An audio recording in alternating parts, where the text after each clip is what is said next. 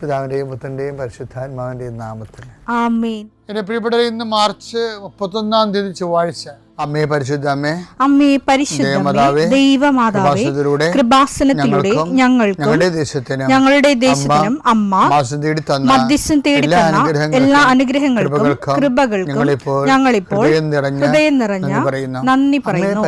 അമ്മേ പരിശുദ്ധമേ, ദൈവമാതാവേ, 2004 ഡിസംബർ 7 ഉച്ചകഴിഞ്ഞ് 2:30 കൃപാസനത്തിൽ സംഭവിച്ച അമ്മയുടെ പ്രത്യക്ഷപ്പെടലിനെ കുറിച്ച് തിരുസഭയ്ക്ക് സമർപ്പിച്ചിരിക്കുന്ന പഠനരേഖകളുടെ മേൽ സഭാത്മകമായ പഠനം ആരംഭിക്കുവാൻ ഞങ്ങൾ പ്രാർത്ഥിക്കുന്നു. അമ്മേ പരിശുദ്ധമേ, ഭൂസ്വർലോകങ്ങളുടെ രാജ്ഞിയായ അങ്ങേയ്ക്ക് ഭൗമസംരക്ഷണത്തിനായി പ്രപഞ്ചപ്രകൃതിയെ തന്നെ തിരുസഭ പ്രതിഷ്ഠിക്കുവാൻ ഈ പ്രത്യക്ഷീകരണം വഴി ഇടയാക്കണമേ. പരിശുദ്ധമേ, ജപമാല മാതാവേ, സകല കൃപാസനം പ്രാർത്ഥനയോടും ചേർത്ത് ഞങ്ങളിപ്പോൾ പ്രാർത്ഥിക്കുന്ന ഈ കുടുംബത്തിന്റെ പ്രത്യേക നിയോഗം പറ മക്കളെ.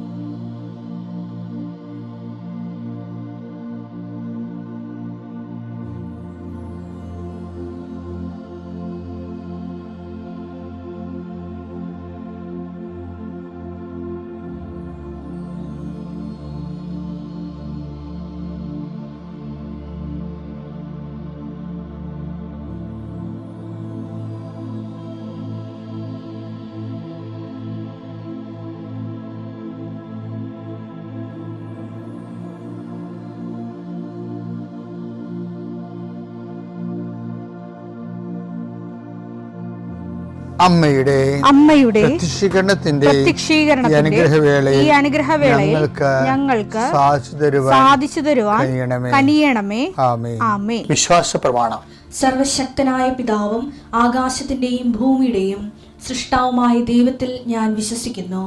അവിടുത്തെ ഏകപുത്രനും ഞങ്ങളുടെ കർത്താവുമായ ഈശോമിശിഹായിലും ഞാൻ വിശ്വസിക്കുന്നു. ഈ പുത്രൻ പരിശുദ്ധാത്മാവിനാൽ ഗർഭസ്ഥനായി കന്യകാമറിയത്തിൽ നിന്ന് പിറന്ന് പൊന്തിയോസ് പീലാത്തോസിന്റെ കാലത്ത് പീഡകൾ സഹിച്ച് കുരിശിൽ തറയ്ക്കപ്പെട്ട് മരിച്ച് അടക്കപ്പെട്ട് പാതാളങ്ങളിൽ ഇറങ്ങി മരിച്ചവരുടെ ഇടയിൽ നിന്ന് 3-ാം നാൾ ഉയർത്ത് സ്വർഗത്തിലേക്ക് എഴുന്നള്ളി സർവശക്തിയുള്ള പിതാവായ ദൈവത്തിന്റെ വലതുഭാഗത്തിരിക്കുന്നു. അവിടെ നിന്ന് ജീവിക്കുന്നവരെയും മരിച്ചവരെയും വിധിക്കുവാൻ വരുമെന്നും ഞാൻ വിശ്വസിക്കുന്നു. പരിശുദ്ധാത്മാവിലും ഞാൻ വിശ്വസിക്കുന്നു. വിശുദ്ധ കത്തോലിക്കാ സഭയിലും പുണ്യവാന്മാരുടെ ഐക്യത്തിലും പാപങ്ങളുടെ മോചനത്തിലും ശരീരത്തിന്റെ ഉയർപ്പിലും നിത്യമായ ജീവിതത്തിലും ഞാൻ വിശ്വസിക്കുന്നു. ആമേൻ.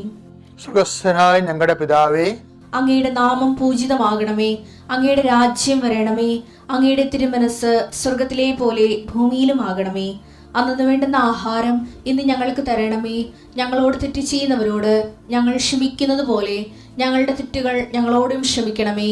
ഞങ്ങളെ പ്രലോഭനത്തിൽ ഉൾപ്പെടുത്തരുതേ, തിന്മയിൽ ഞങ്ങൾ രക്ഷിക്കണമേ. ആമേൻ. നന്മ നിറഞ്ഞ മറിയമേ, സ്വസ്തി. കർത്താവ് അങ്ങയുടെ കൂടെ സ്ത്രീകളിൽ അങ്ങ് അനുഗ്രഹിക്കപ്പെട്ടവളാകുന്നു. അങ്ങയുടെ ഉദരത്തിൻ ഫലമായി ഈശോ അനുഗ്രഹിക്കപ്പെട്ടവനാകുന്നു. പരിശുദ്ധ മറിയമേ, തമ്പുരാന്റെ അമ്മേ, പാപികളായ ഞങ്ങൾക്ക് വേണ്ടി ഇപ്പോഴും ഞങ്ങളുടെ മരണസമയത്തും തമ്പുരാനോട് അപേക്ഷിക്കണമേ. ആമേൻ. കർത്താവേ, നിന്റെ ഉന്നതമായ നാമത്തിന് സ്തോത്രം ചെയ്യുന്നു. കർത്താവേ, നിന്റെ വിശുദ്ധ പൗരോഹിത്യത്തെ മഹത്വപ്പെടുത്തണമേ. കർത്താവ്, ഈ പ്രഭാതത്തിലെ അങ്ങയുടെ മക്കളെ കാത്ത് കൊതിച്ചിരിക്കുകയാണ് ഈശോയെ, നിന്റെ വലതുകരത്തിൻ്റെ ഒരാശീർവാദം കിട്ടാൻ വേണ്ടി. കർത്താവെ, ഇന്ന് യാത്രയ്ക്ക് ഒരുങ്ങുന്ന ഓരോ മക്കളുണ്ട്. ഓരോ ഉദ്യമങ്ങളിലൂടെ മനസ്സിൽ വിചാരിച്ചുകൊണ്ട് പോണവരുണ്ട്. ഓരോ ലക്ഷ്യങ്ങൾ മനസ്സിൽ വെച്ച് പോകുന്നവരുണ്ട്. കർത്താവെ, നിന്റെ തിരുമുറുവാർന്ന് ആണിപ്പെടുതാന്ന് വലതുകരം മക്കളുടെ ശിരസ് വെക്കണമേ. അവർ പോകുന്നിടത്തേക്കല്ല, നീ പോകുന്നിടത്തേക്കെല്ലാം ഞാൻ നിൻ്റെ കൂടെ വരുമെന്ന് കർത്താവ് അങ്ങ് പറഞ്ഞിട്ടുണ്ടല്ലോ ഈശോയെ. അങ്ങയുടെ സഞ്ചാര സാന്നിധ്യം അങ്ങയുടെ മക്കളുടെ കൂടെ ഉണ്ടായിരിക്കണമെന്ന് പ്രാർത്ഥിക്കുന്നു. കർത്താവെ, ഉദ്യോഗത്തിൻ്റെ കാര്യത്തിന് വേണ്ടി പോകുന്നവരുണ്ട്, പഠന കാര്യങ്ങൾക്ക് വേണ്ടി പോകുന്നവരുണ്ട്, ജീവിത വ്യാപാരങ്ങൾക്ക് സാമ്പത്തിക കാര്യങ്ങൾക്ക് വേണ്ടി പോകുന്നവരുണ്ട്, ജോലി സംബന്ധമായ കാര്യങ്ങൾക്ക് വേണ്ടി പോകുന്നത് അവരുടെ എല്ലാം കർത്താവിന് തിരുസേന സമർപ്പിക്കുന്നു. ടെസ്റ്റ്, ഇൻ്റർവ്യൂ, പരീക്ഷ, അതുപോലെ ഏജൻസി, ക്രയവിക്രയങ്ങൾ, ജീവിതമാർഗങ്ങൾ, വിദൂര യാത്രകൾ, അങ്ങനെ ബന്ധുത്വം മുറക്ക് പോകുന്ന വിവാഹ യാത്രകൾ, ഈശോയെ എവിടെയെല്ലാമൊക്കെ പോകുന്നു അവിടെയെല്ലാം അങ്ങയുടെ മക്കളുടെ കൂടെ നീ ഉണ്ടാകണമേ എന്ന് പ്രാർത്ഥിക്കുന്നു. ഇന്നത്തെ മുഴുവൻ യാത്രകളിൽ കർത്താവ് നിൻ്റെ കൂടെ ഉണ്ടാവുകയും മാതാവ് നിൻ്റെ വലതുകരം ഗ്രഹിക്കുകയും സഞ്ചാരി മാതാവ് രാത്രി നീ തിരികെ വരുമ്പോൾ നിന്നെ ആരോഗ്യത്തോടെയും സമാധാനത്തോടെയും സുരക്ഷിതമായി ദൈവം നിന്നെ തിരികെ എത്തിക്കുകയും ചെയ്യട്ടെ. നിത്യം പിതാവും പുത്രനും പരിശുദ്ധാത്മാവും സുരക്ഷിതം നീക്കുവാണ്. എൻ്റെ പ്രിയപ്പെട്ടവരെ, നോൻപുകാലത്തിൻ്റെ അവസാനത്തിലേക്ക് നമ്മൾ പ്രവേശിക്കുകയാണ്.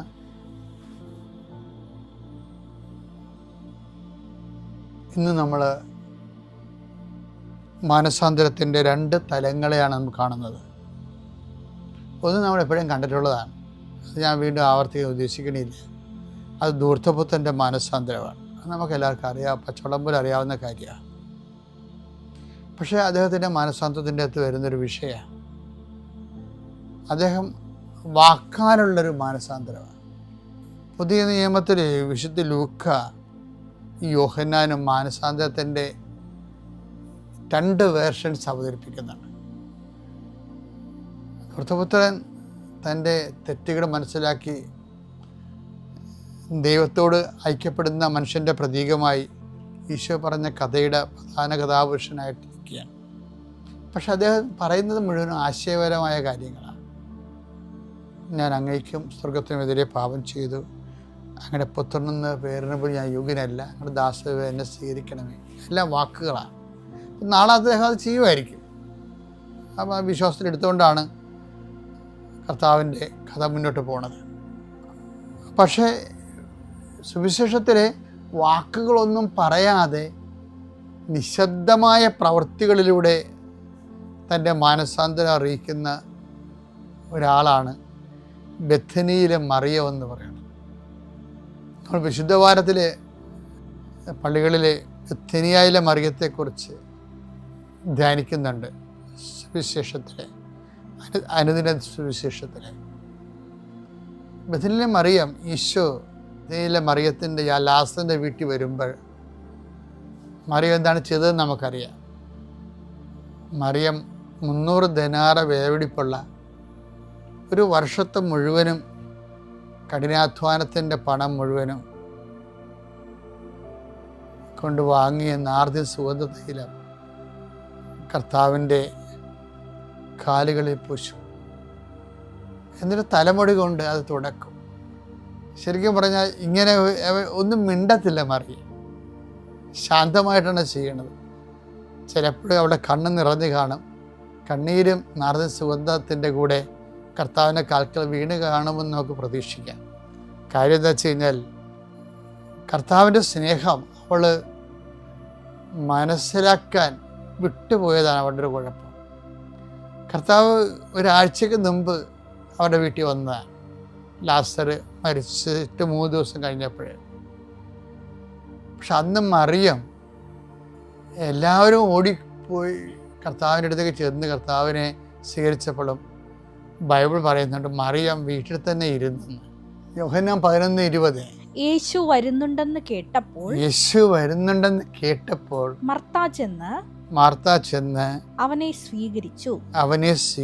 എന്നാൽ മറിയം വീട്ടിൽ തന്നെ ഇരുന്നു. മാർത്ത ചെന്ന് സ്വീകരിച്ചു എന്ന് പറഞ്ഞിട്ട് പിന്നെ മാർത്തയുടെ കൂടെ മറിയത്തെ അവതരിപ്പിക്കണമല്ലോ. അപ്പോൾ യോഹന്നാന് സത്യം പറയാതിരിക്കാൻ പറ്റിയില്ല. എഡിറ്റ് ചെയ്യാതെ ഒരു നയവും ഇല്ലാതെ യോഹന്നാൻ പറഞ്ഞു മറിയം ഉണ്ടായിരുന്നു, പക്ഷെ മറിയം എഴുന്നേറ്റ് വന്നില്ല. ശരിക്കും പറഞ്ഞാൽ അവൾ എഴുന്നേറ്റ് വന്നില്ല എന്ന് തന്നെയല്ല, അവർക്കൊരു പണിയില്ല, വീട്ടിൽ തന്നെ ഇരുന്നെന്നാണ് പറയണത്. അതിൽ നന്ദികേടായിരുന്നു ശരിക്കും പറഞ്ഞാൽ. ഇവളങ്ങനെ കാണിച്ചത് നമുക്ക് പറയാം കർത്താവിനുള്ള സ്നേഹം കൊണ്ടാണ്. ഇപ്പോൾ കൂടുതൽ സ്നേഹമുള്ളവർ ചില സമയത്ത് കർത്താവ് ലാസർ ക്ഷീണമായിട്ട് കിടന്നപ്പോൾ മാർത്ത ആളയച്ചെങ്കിൽ ഇവരൊത്തിരി പ്രതീക്ഷിച്ചായിരുന്നു കർത്താവ് വരുമെന്ന് പ്രതീക്ഷിച്ചു. അപ്പം ചില പറഞ്ഞ് അപ്പം അവസാനം വരാതെ മരിച്ചു പോയില്ലേ. അപ്പം ആൾക്കാർ പറഞ്ഞ അടക്കത്തിനെങ്കിലും ഈശോ വരാതിരിക്കത്തില്ല എന്ന്. അപ്പോൾ ഇവർ രണ്ടുപേരും ഒത്തിരി കണ്ണ് നൊന്ത് കൊതിച്ചുകൊണ്ടിരിക്കുകയായിരുന്നു. കാര്യം എന്തെല്ലാം സംഭവിച്ചാലും ഈശോ വന്നാൽ അവരുടെ ഒരു ഏറ്റവും കണ്ണീരിൻ്റെ ഒരു സമയമാണ്, അവർക്ക് പിടിച്ചു നിൽക്കാൻ പറ്റുമോ. പക്ഷേ ഈശോ വന്നില്ല. അതുകൊണ്ട് മറിയത്തിന് ഭയങ്കര സങ്കടവും ഉള്ളിലെ ദേഷ്യമാണ്. അതുകൊണ്ടാണ് അവൾ വരാതിരുന്നത്. പക്ഷെ നമുക്ക് അങ്ങനെയൊക്കെ കാണിക്കാം, പക്ഷേ ഈശോയോട് കാണിക്കാൻ പറ്റത്തില്ല. നമ്മുടെ ഈശോ എന്ത് ചെയ്യുമെന്ന് നമുക്കൊരു പിടിയില്ല, അതാണ് പ്രശ്നം. ഇവൾ വിചാരിച്ചത് ഇത് കുഴിച്ചു മുഴിയപ്പോൾ ലാസറിൻ്റെ സംഭവം തീർന്നെന്നാണ്. കാര്യം ഈശോ വന്നില്ലല്ലോ. നമ്മുടെ പലപ്പോഴും നമുക്ക് വരുന്നൊരു അബദ്ധം, ചില ആൾക്കാർ ദൈവത്തിൽ നിന്ന് ഇങ്ങനെ ചിലർ കുടുംബ പ്രാർത്ഥന നടത്തുമ്പോൾ എന്നാത്തിനാ പ്രാർത്ഥിച്ചിട്ട്, ഇതല്ലേ ഗതി എന്നും പറഞ്ഞുകൊണ്ട് എന്തെങ്കിലും ഇപ്പോൾ അഡ്മിഷൻ കിട്ടിയില്ലെങ്കിലാ, കോളേജിൽ അല്ലെങ്കിൽ വിസ പാസ്സായില്ലെങ്കിലാ ഉടനെ ഇവർ ദൈവത്തോട് ഇതുപോലെയുള്ള ഒരു സ്ട്രൈക്ക് കാണിക്കും. എന്നാത്തിനാ പ്രാർത്ഥിച്ചിട്ട്, എല്ലാവരും കയറിപ്പോയി, ഞാൻ മാത്രം കരയിലായെന്ന് പറയും. അപ്പോൾ അതിൻ്റെ വരുന്ന വിഷയം എന്ന് വെച്ച് കഴിഞ്ഞാൽ, നീ ഈ ടൈപ്പാണെന്ന് ദൈവത്തിന് നേരത്തെ അറിയാമല്ലോ. അതാണ് ഏറ്റവും വലിയ. നിങ്ങൾ ദൈവത്തിൻ്റെ അടുത്ത് അഭ്യാസം കാണിക്കാൻ നിൽക്കരുത്. കാര്യം നിങ്ങളിപ്പോൾ ഇങ്ങനെ പറയാമെന്ന് ദൈവത്തിന് നേരത്തെ അറിയാം. പക്ഷെ ഒരു കാര്യമുണ്ട്, നിങ്ങൾ പറയണ പാട്ട് നിൽക്കത്തില്ല ഇത്. കാര്യം എന്താ, ഈശോയ്ക്ക് അറിയാം എപ്പോഴാണ് വരേണ്ടതെന്ന്. നിനക്ക് എപ്പോഴാണ് ജോലി കിട്ടേണ്ടത്, നീ എപ്പോഴാണ് കിട്ടേണ്ടത്, നിനക്ക് എപ്പോഴാണ് കുഞ്ഞുങ്ങളുണ്ടാവേണ്ടത്, എല്ലാം ദൈവത്തിനൊരു കണക്കുണ്ട്. ശരിക്കും ദൈവത്തിൻ്റെ മനസ്സിലെ കണക്കിനോട് യോജിക്കാൻ പറ്റുമെന്നുണ്ടെങ്കിൽ നമുക്ക് ടെൻഷൻ ഇല്ല ശരിക്കും പറഞ്ഞാൽ. പക്ഷെ അങ്ങനെ നമ്മുടെ മനസ്സ് നമ്മൾ ട്രെയിൻ ചെയ്തിട്ടില്ലല്ലോ. അതുകൊണ്ട് വേറെ ആൾക്കാരുടെ മനസ്സിലാണ് നമ്മുടെ ഈ ടെൻഷൻ എന്ന് പറഞ്ഞാൽ എന്താ, അവർക്ക് ജോലി കിട്ടി, അവർ കെട്ടിപ്പോയി, ഇവർക്ക് വിസ കിട്ടിയെന്നും പറഞ്ഞുകൊണ്ട് നാട്ടുകാരുണ്ടാക്കുന്ന ടെൻഷനല്ലേ ശരിക്കും പറഞ്ഞാൽ. ദൈവം ഉണ്ടാക്കണം അല്ലല്ലോ, നാട്ടുകാരുണ്ടാക്കുന്ന ടെൻഷന് ദൈവം എന്ത് ചെയ്യാനാ? നിനക്ക് ബുദ്ധിയും ബോധവും ഇല്ലാത്തത് കൊണ്ട് നീ അവിടെ കൂടെ ചടിയതല്ലേ. ഇതുപോലെ ഉള്ള സംഭവമാണ് മറിയവും കെറിയിക്കുക എന്നൊക്കെ പറയുന്നത് ഒരു ആലപ്പുഴ ലാംഗ്വേജാണെന്ന് തോന്നുന്നത്. എന്ന് വെച്ച് കഴിഞ്ഞാൽ ഇങ്ങനെ ആൾക്കാർ മനസ്സ് നീരസമായിട്ട് മാറി നിൽക്കത്തില്ല, സഹകരിക്കാതെ. അതിന് ഈ നാട്ടിൽ പറയുന്നൊരു വാക്കാണത്. എല്ലാവർക്കും അതറിയാവുന്ന അറിയത്തില്ല, എന്തായാലും ഇതാണ് സംഭവം. പക്ഷെ നമ്മളും ഇതുപോലെ നമ്മൾ കാണിക്കുന്ന ദൈവത്തോട്. എന്തെങ്കിലും മകളുടെ കല്യാണം നമ്മൾ ആ ചെറുക്കൻ നല്ല ചെറുക്കനായിരുന്നു, ആ ചെറുക്കൻ നല്ല ചെറുക്കനാണ്, ഇവളെ പിടിച്ചാൽ മതിയായിരുന്നു. അപ്പോൾ ഇവളാണെങ്കിൽ കൊമ്പത്തെ ആളാണെന്ന് പറഞ്ഞ് ചെറുക്കൻ വരുന്ന കാണുമ്പോൾ ഇവൾ വലിയ സ്റ്റൈല് കാണിക്കും. അങ്ങനെ ആ കല്യാണം പോയി കിട്ടി. അമ്മയ്ക്കും വീട്ടുകാർക്കൊക്കെ അത് ഇഷ്ടമായിരുന്നു. പിന്നെ ഇത് വെച്ച് ഇവളുടെ കടുത്തേക്ക് കയറാനായി, എന്നപ്പോൾ നിങ്ങൾ എന്നെ കെട്ടിക്കണേ കാണുന്ന ഇവളുമായി. ഇങ്ങനെ പച്ചയായ മനുഷ്യൻ ഭ്രാന്തനായ മനുഷ്യനാണ്. പച്ചയായ മനുഷ്യനാണ്, പക്ഷെ പച്ചയായ മനുഷ്യൻ ഭ്രാന്തനായ മനുഷ്യനാണ് ചിലർ. ഇവളും അതുപോലെ തന്നെ അഭ്യാസം കാണിച്ചു. കാലം തള്ളിപ്പോയി അറിഞ്ഞില്ല. അപ്പോൾ ദൈവത്തിനല്ല നിങ്ങൾ കുറ്റം പറയേണ്ടത്. നിങ്ങൾ കാണിക്കുന്ന ഓരോരുത്തരും ചവിട്ടിപ്പിടുത്തവും കാര്യങ്ങളൊക്കെയാണ് പലപ്പോഴും നമ്മളെ കൊണ്ട് നാശകോടാലിയാക്കണത്. ഇപ്പോൾ ചിലരോട് ഞാൻ പറഞ്ഞിട്ടുണ്ട്, നീ ഈ സബ്ജക്റ്റ് എടുക്കരുതെന്ന് പറഞ്ഞാൽ കേൾക്കത്തില്ല. എന്താണ് ഗുമ്മുള്ള സബ്ജക്റ്റ് നോക്കി എടുക്കുകയാണ്. നാട്ടുകാരെ കേട്ട് കഴിഞ്ഞാൽ കേട്ടില്ല, തട്ട് കിട്ടുന്ന സബ്ജക്റ്റ്. എന്നാൽ ഈ സംഭവത്തിന് ചെയ്യാനുള്ള കഴിവുണ്ട് അതില്ല താനും. അപ്പം ഈ ആർക്കോ വേണ്ടി ആരുടെയോ മുമ്പിലൊക്കെ ആളാകാൻ വേണ്ടി കാണിക്കുന്ന ഓരോ സംഭവങ്ങൾ. അതുകൊണ്ടല്ലേ പല ആൾക്കാരും നാട്ടിൽ പഠിക്കാത്തത്. പറയണത് എന്താണ്, ജോലി കിട്ടത്തില്ലെന്നാണ് പറയണത്. പിന്നെ അവിടെ ആരും ജോലി കിട്ടേണ്ടിയില്ല. അപ്പം അതല്ല പ്രശ്നം. എല്ലാവരും അങ്ങനെയാണെന്ന് ഞാൻ പറയത്തില്ല. പക്ഷെ കുറേ പേര് വെറുതെ പോയതാണ്. വിദേശത്ത് പോയില്ലേ, കുറേ പേര് വെറുതെ പോയതാണ്. അതെന്താണെന്ന് അവർക്ക് തന്നെ അറിയണേ കുറേ സമയമെടുക്കും.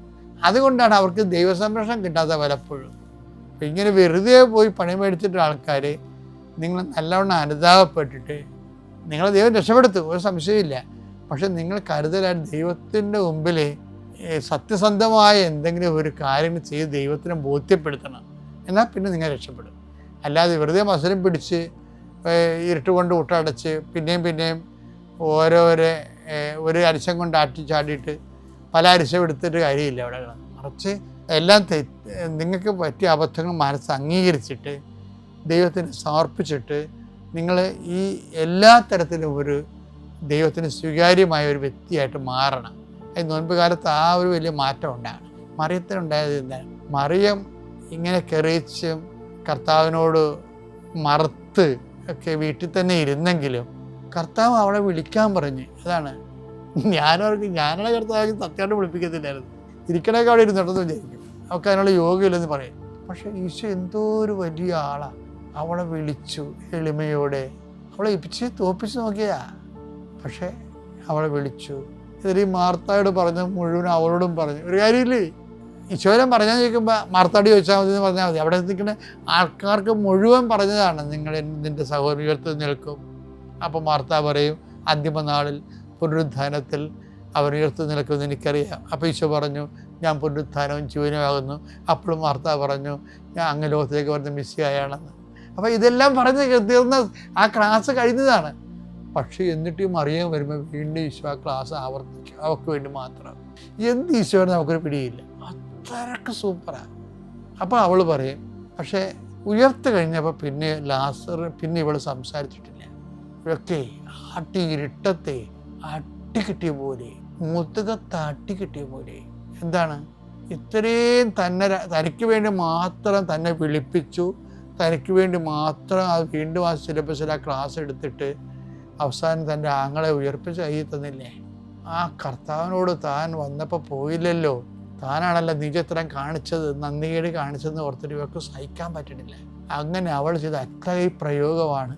കർത്താവിനെ വീട്ടിലോട്ട് വിളിച്ച് വിരുന്നിനെ വിളിച്ചിട്ട്, എന്തിനാ ഈ മറിയമായിരിക്കും ഈ വിരുന്നിനൊക്കെ വിളിച്ചിരിക്കണതേ, വിളിച്ച് അവൾ അത്രയും നാൾ പണി ചെയ്ത കാശിൻ്റെ സുഹൃത്തം പുകന്തം എടുത്തിട്ട് കർത്താവിൻ്റെ പാദങ്ങളിൽ ഒഴുക്കി, എന്നിട്ട് തലമുടി കൊണ്ട് തുടച്ച്.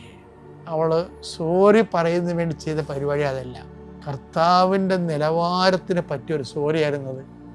നമ്മൾ മാനസാന്തരപ്പെടുന്ന കൊള്ളാം, പക്ഷെ എൻ്റെ മക്കളെ, കർത്താവിൻ്റെ നിലവാരത്തിനൊത്ത് മറിയത്തിൻ്റെ മാതൃകയിലൊരു മാനസാന്തരം വേണം. എന്നാൽ സൂപ്പറായിരിക്കും. പിതാവിൻ്റെയും പുത്രൻ്റെയും പരിശുദ്ധാത്മാവിൻ്റെ നാമത്തിൽ.